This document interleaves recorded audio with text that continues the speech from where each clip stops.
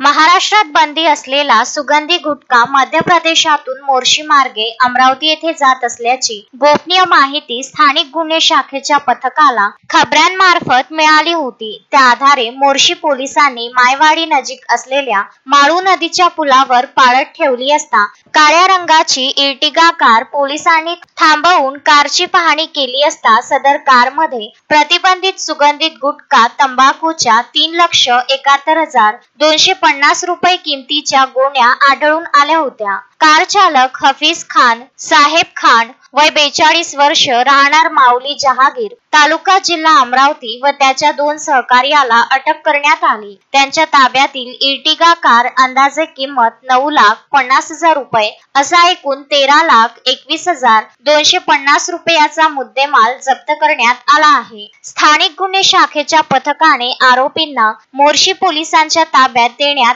आले आहे। सदरची कारवाई स्थानिक गुन्हे शाखा अमरावती व मोर्शीच्या पोलीस पथकाने केली आहे। संजय गारपवार, विदर्भ न्यूज, मोर्शी।